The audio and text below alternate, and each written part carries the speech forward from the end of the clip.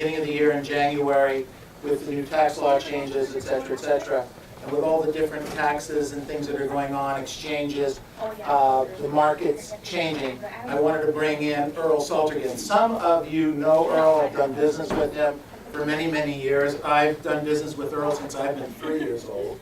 I did my yes. Well, I started when I was 11. 11, so you were 11 and I was First Larry 3. didn't stand a chance, you know. Good job. Anyway, Earl's company, Earl's truly a friend of the company. Anytime there's a tax issue, anytime there's a tax question, his office really is there to answer it for us. Basically, any phone calls that you give him or you send your client over for just a basic cursory information over the phone, they'll answer over the phone without any charge and give them, their best information. He also has a company called Pacific Financial Exchange, which is a third-party accommodator company, which does a great job with that. And I think we're going to be running into more and more as the year progresses and values go up. So without any further ado, let's welcome Earl Salter. This is a good picture. Morning, everybody. Morning. You know, a lot of you I see in my office. A bunch of you call me. Quite a few of you call me and ask me questions, and kind of nice to meet you face to face, see what a person looks like that I talk to and answer questions all the time. I have put out brochures on exchanges. Now, everyone doesn't have one. You've got to have one. They're over on the counter. There's brochures in English and in Spanish. Because look at the bottom of it, it says Espanol, and you don't want that, then don't take it. You got to have a brochure. Got to have one. Everybody has to have one. So I put them out on a lot of desks, but you've got to have a brochure. Those brochures have all the information on rules, regulations, questions, answers, everything you need to know about exchanges. And if you don't think that you need to know about exchanges, you need to hit the road. Because you're going to wind up getting sued, and I'm going to wind up defending you, and Neil's going to wind up paying for it. No. You've got to know enough and have enough information on exchanges to recognize a problem and do something about it. Every time I go to court as an expert witness, because a real estate agent didn't do their due diligence and didn't tell the client that they might have been able to do an exchange and save all the money that they paid in taxes. That's why I go to court. I helped settle out of court. I had one deal about 1.5 years ago after I got into doing a seminar for a large group. It was in Downey. I walked outside, the lady says, "Mr. Salter, can I talk to you?" I said, "Sure." She says, "I think I got a problem. I listened to your talk and I got a problem." Says, "One of my clients sold a rental property. One of the first deals I ever did, I told him to put the money in the savings account and then use that money to buy a new house." I helped them settle out of court for $40,000. You cannot win a negligence lawsuit in the state of California. You and I cannot win a negligence lawsuit in the state of California. Once we have somebody a business card, we just told them we're an expert. You damn well better be, or you're going to find out how good your insurance is. The only thing I want you to do is recognize a problem and call me, and let me help you with it. For tax purposes, for 1031 exchanges, we have only 2 types of real estate to deal with: primary residence and everything else. There's nothing in between.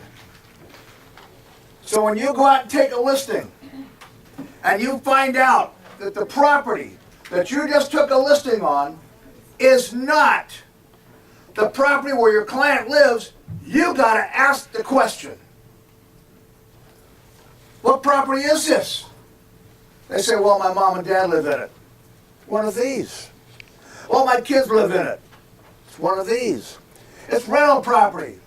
It's one of these. You got to ask the question. And then when you get an answer, call me and talk to me. And I'm not the only one in my office that deals in exchanges. There's 3 of us. There's always somebody there to answer your question. If you want me to call your client on your behalf, I'll do that for you. You can tell your client you're going to pay for the phone call. They don't know I'm not going to charge you. It's good business for everybody. But I'll call your client and talk to him and answer questions. But you need to recognize the problem and do something about it. Problem I had last week with an agent. Agent says, well, I don't think my client's going to have a gain because they bought it in 2005 and they paid $250,000 for it, rental property, one of these, and it sold for $250,000. Said they didn't think they'd have a gain. What do you think? They're going to have a gain? Yes. Guarantee it, because it took depreciation. Depreciation is taxable. They wound up taking $40,000 worth of depreciation. That has to be recaptured. I need to see tax returns in order to help me determine if this client got to pay any taxes. I can only do so much over the phone. So if you want me to help you, you got to give me information. Typical real estate agent calls. Earl, got a client that I think needs to do an exchange. This is great. They're going to sell the property for $300,000. This is great. What did they pay for it? Agent says, I don't know. How much you make improvements? Agent says, I don't know. How long have they owned it? I don't know. You want me to help you? You got to give me some answers. You got to have these answers. And you need to write some of these questions down or you're not going to remember them. I don't remember sometimes what I had for breakfast. I never remember what my wife tells me. You know, those of you who are married, my wife's telling me something, she's in the bathroom, I'm watching the TV, maybe something important like Lindsay Lohan goes to jail again, you know, and I'm not paying attention. I'm telling you, you got to write stuff down. I need information if you want me to help you with your client. You got to help me help you. So give me some information. Now, you don't know how much depreciation has been taken. I need to see a tax return. You want me to help you? Get me a tax return. Let me see how much depreciation they've taken. Then I can give you a better idea of what's going on. So let's say you go into this lady's house and they've got rental property. You know it's rental property. So you sit down in their house and you're talking. And this lady's elderly, maybe my age.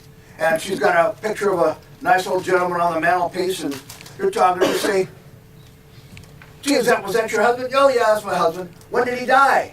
Oh, he died 3 years ago. Okay, your brain's got to go into gear. They get a stepped up basis. What that means is that if somebody inherited real estate, there's no ifs, maybes, could be's, or howevers. If somebody inherits real estate, they get a stepped up basis, a brand new value based on the time of the death of the decedent. Stepped up basis. This is not new law. So now, this lady paid $25,000 for that property 40 years ago when her and her husband bought it and sold it. They got ready to sell it. They'll sell for $600,000.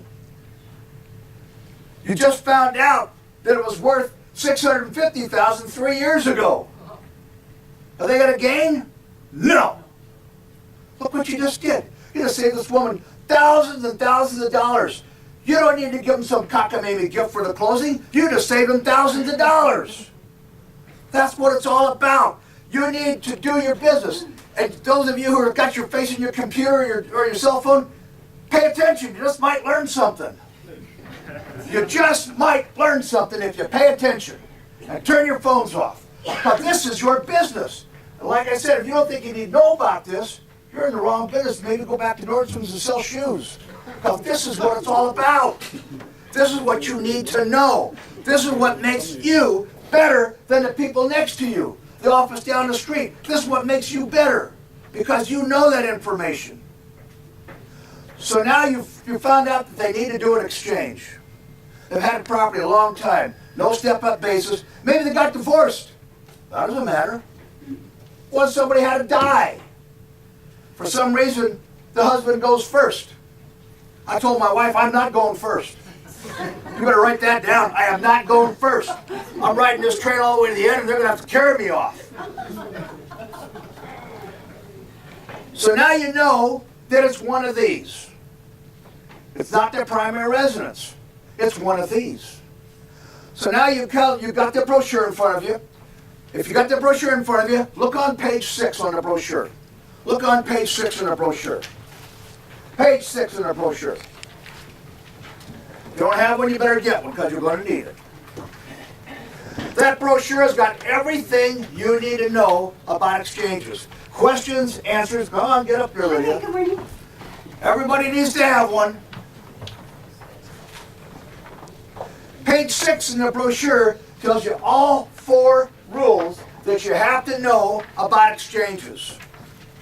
The number 1 rule is that the property that you acquire has to cost equal or more than the property you got rid of.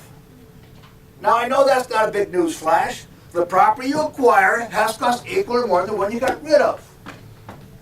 And now, the number 2 rule is that the mortgage on the property that you got rid of has to have a mortgage on the property you're going to acquire has to be more, equal or more.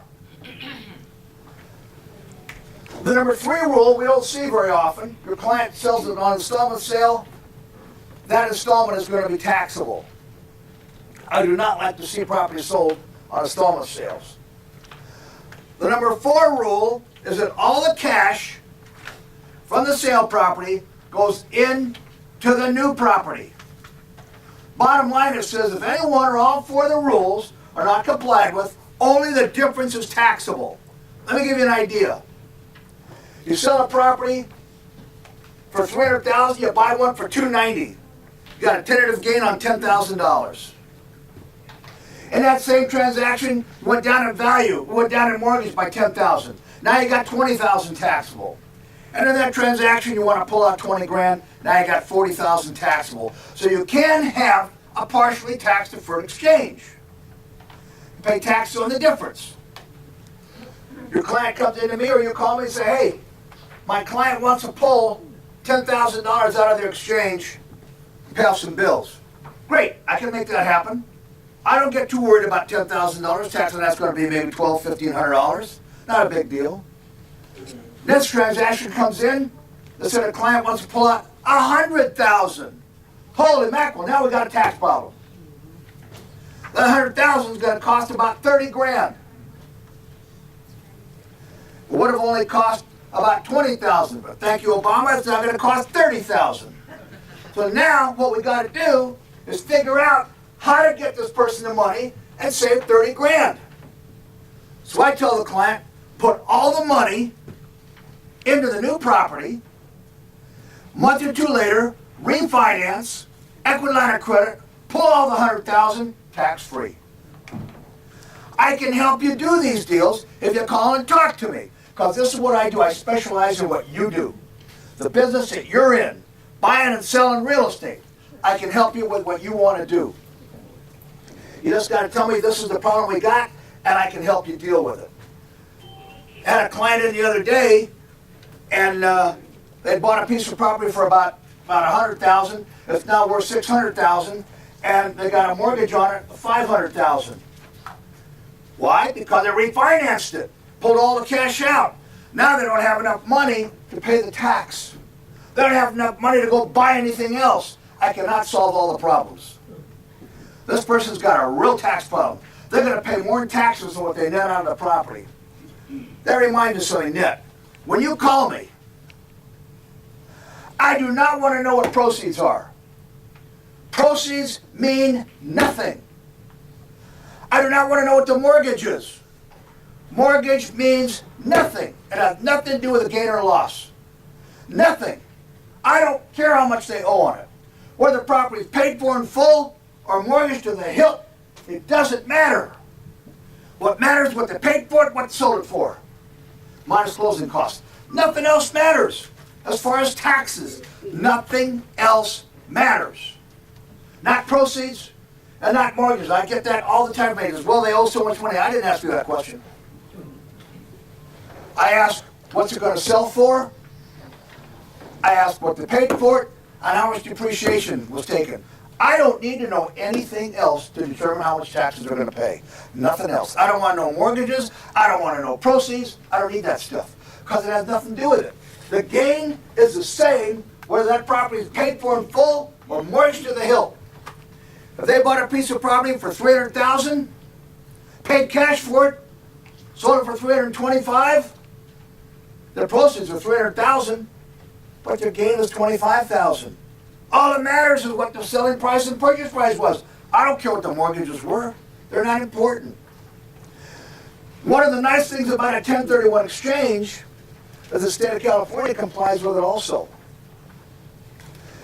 You can help that client. Let's say your client's bought a big house 30 years ago and their kids lived in it. Now the kids moved out. They don't need 5 bedrooms anymore because if they get a smaller house, that means the kids don't move back in. So they decide, okay, let's get a smaller house that's downsized. They want to go to Palm Springs maybe or down the beach. You can help them get rid of that house that they hate and help them buy something they eventually want to retire in. They got to wait 3 years to move into it. 3 years, and they can move into it. 3 years. Not only that, when you do a 1031 exchange, you got 2 deals going. You got the one they sold, and you got the one they're going to buy, because they need you for both of them. They cannot do the other one, the acquisition, without you. When you do an exchange, you got 2 deals. When you sell somebody a personal residence, they don't have to go out and buy another one, do they? They're all gone. They don't have to go out and buy another one. If they go buy one somewhere in out of state, you don't have anything to do with it. But when you got a 1031 exchange, you got something to do with it. You're going to get a commission on both properties. Both of them, because they need you. And when you do got a person that's doing an exchange, that's not the time to take a vacation. They need your help. One of the pages in the brochure talks about the time frame. I don't know what page it is. On a 1031 exchange, you have 180 days from the day you close escrow to acquire your new property. 180 days. People say, oh, it sounds like 6 months. I said, no. If the IRS wanted to say 6 months, they'd have said 6 months. It says 180 days. And if the 180th day comes on Sunday, you don't get Monday. If it comes on Christmas Day, you don't get the day after. 180 calendar days, no exception. During that first 45-day period, your client has to identify their new property. And the back page of the brochure is an identification form. It's kind of a no-brainer.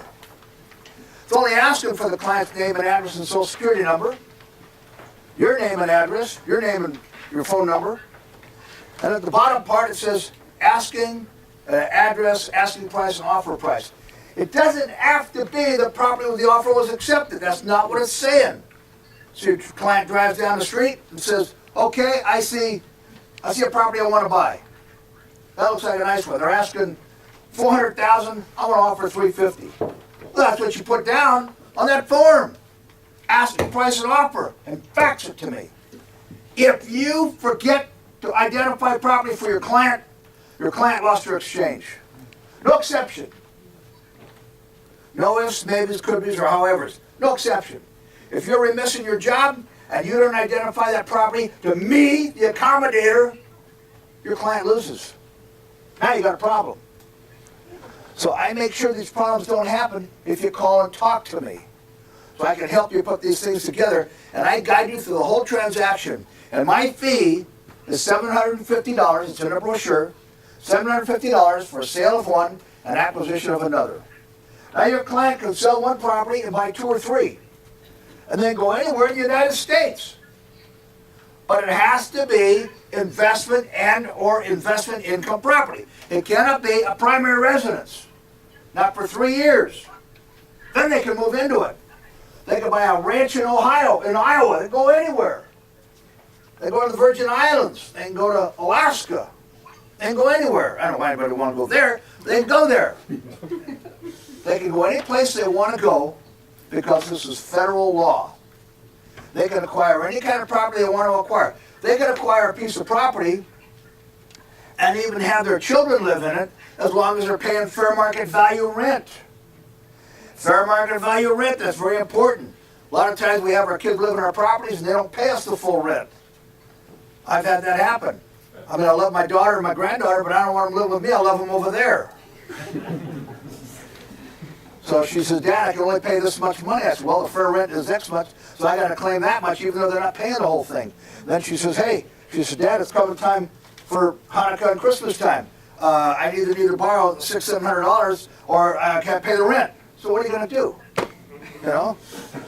So those things happen. But you got to show fair rental value on things like that. One of the big things I see on tax audits is people not claiming the fair rent, or people forgetting to claim the deposits as income when I handle audits. By the way, there's about, what, 60 people in this office? 50, 60 people? I just guarantee you there's about 20 or 30 of you that haven't filed your tax returns yet. Filed for extensions. You know who you are. And I'll tell you something else. There's probably 5 or 6 of you that haven't filed for the last 3 or 4 years. You know who you are. You're standing right next to that person. I'm standing right next to that person. By the time I get back to the office, there'll be phone calls saying, hey, I need to make an appointment. Got to file some tax returns. You got levies? You got garnishments? You got liens? You got letters from the IRS? I can help you. Had a client come in my office, he had a half a dozen letters from the IRS certified, not even open. I said, what do you think these are? Happy birthday greetings? This is the IRS. Man, they're after you. You got to at least open them. They're not wishing you a happy birthday. God couldn't figure out why he was getting his check garnished. I can help you with those things. Back on exchanges.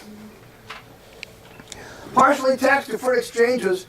I had a client in just last week that we figured his tax liability was $126,000 if he didn't do an exchange. The property he wanted to buy was going down in value considerably.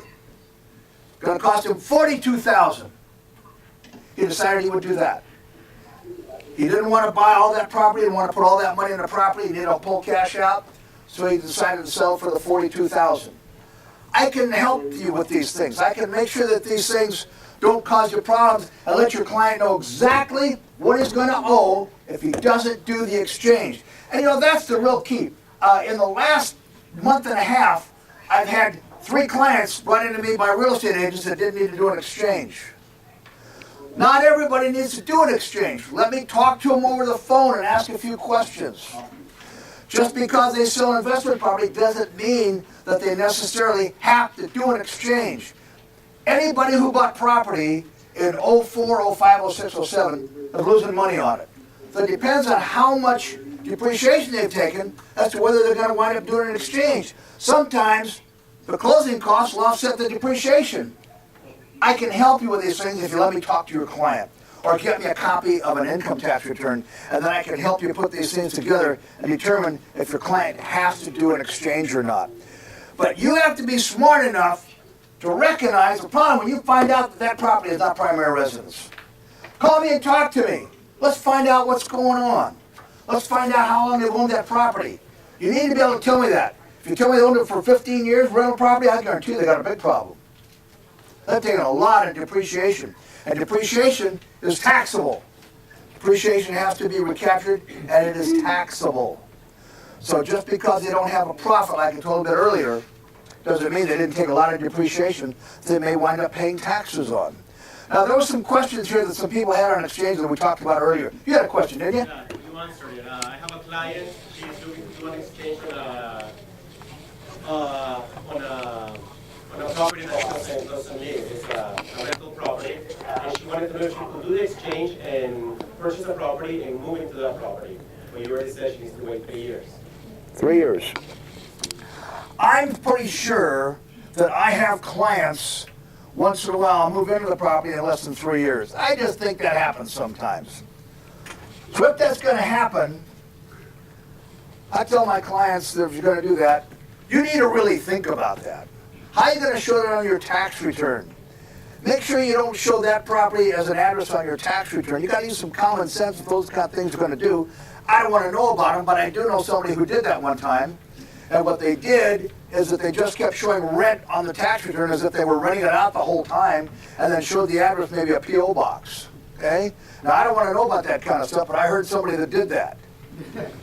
So, but that wasn't one of my clients. My clients would never do a thing like that. Not one of my clients. Yes, Esther? After your comment about the stepped-up basis, the woman who lost her spouse, Yeah. is the entire value stepped up or Thank you. 50%? Okay, stepped up basis. That's really important. Thank you, Esther. That's really important. Because I had a client whose husband died in 2004 or 5, had 26 houses in Huntington Beach, got a stepped up basis on every single one.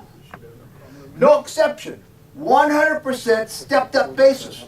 She sold 3 or 4 of them off that same year, put all that money in her pocket, no tax. 100% stepped up basis on every piece of real estate that they had. And a stepped up basis is on property. And property is real estate, stocks, bonds, securities. Not IRAs, not annuities, real estate, stocks, bonds, and securities. Everything gets a stepped up basis. It doesn't have to be a spouse. Maybe it's somebody who left me a lot of property. I get a full stepped up basis.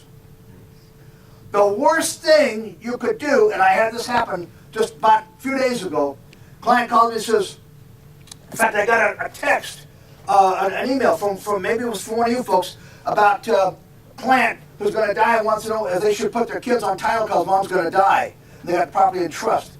The hell is that person thinking? They got a trust so it gets a stepped up basis. If they put it in the kids' names, no step up basis. None. No exceptions. So, don't let your clients put your kids on title. Don't let that happen. Now, if you want to get even with your kid for some reason, because maybe they pissed you off at some time, put them on title. That way, when you die, you get the last licks at them because they got to pay all the taxes. But if you want to help them out, set up a trust. Let them inherit the property. You have another question, man? Yeah, that's not how I pictured you saying it. If she owned 50% and then he passes away, the entire value, 100% gets... The entire value gets a stepped up basis because California is a community property state. Thank you. If they lived east of the Mississippi, most of those states are not community property states, and they got a different problem. But in California, we get a stepped up basis on everything because we are a community property state. I know that anybody who's gone through divorce understands community property laws now. May not know anything about it before, but now you know it now. That was another question. Somebody else had another question. Somebody else had another question. I have a couple questions on primary residence in terms of the capital gains tax. Okay. Where are we? Okay. Primary residence, capital gain tax. One of my very dear friends, very wealthy man, had a home up in Laguna, just sold it. And we went out to dinner the other night. He says, I can't believe all of this taxes. All I had to do was go buy another house, not pay any tax. I said, Aaron, that law changed 15 years ago. It wasn't been like that long since I bought a house. Since I sold a house and bought a house. He paid about $800,000 for the house and sold it for $3 million. He's got a hell of a capital gain to pay. What's his exclusion? Married couple. $500,000. The rest was all taxable. So it was going to cost him about $800,000 in taxes to sell his house. But it was a 4-level, and he and his wife couldn't go up all those levels anymore. That she went down one time real fast, all the way to the bottom. So it's time to sell the house. Let's say we're talking about this elderly gal who her husband passed away, and age doesn't have any difference. Somebody will call and say, hey, my client's 85 years old. I don't care how old they are. Age has got nothing to do with it anymore. It's what it is. I don't care how old your client is. The laws are for everybody. So this elderly lady, she had her personal residence, and it's not rental property, it was personal residence, and she paid $25,000 for it 30, 40 years ago, selling for $800,000. She's only got a $250,000 exclusion, right? But now you just noticed that her husband died. You get on your computer, you do a property analysis or property profile, find out what it was worth when he died. That's new basis.